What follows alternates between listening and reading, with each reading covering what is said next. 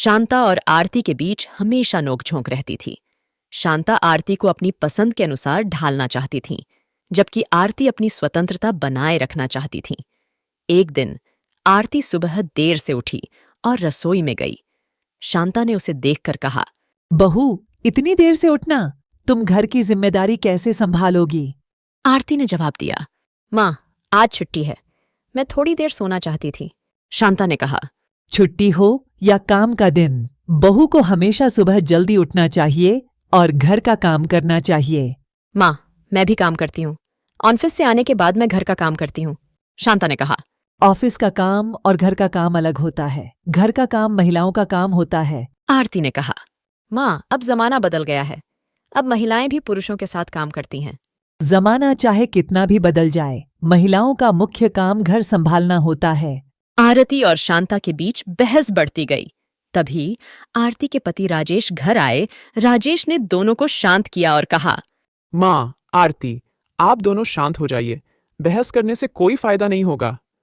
माँ, आरती भी अब इस घर की बहू है, उसे भी अपनी पसंद के अनुसार जीने का अधिकार है। शांता ने राजेश की बात सुनकर थोड़ा शांत होकर कहा। ठीक है बेटा।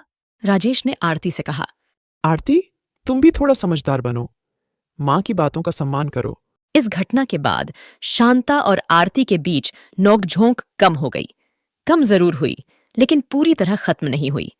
एक दिन जब राजेश ऑफिस से बाहर थे, बिजली चली गई।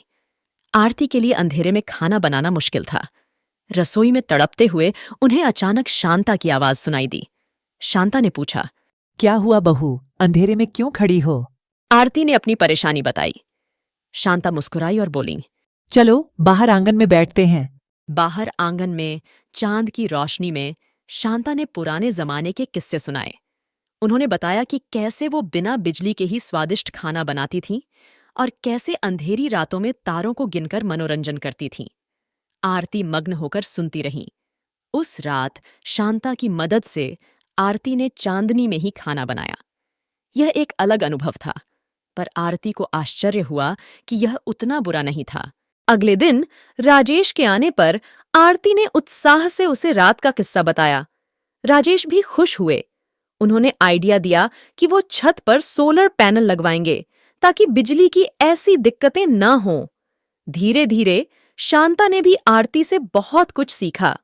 उन्होंने कंप्यूटर चलाना सीखा और वीडियो कॉल पर अपने दूर रहने वाले नाती पोतों से बातें करने लगीं।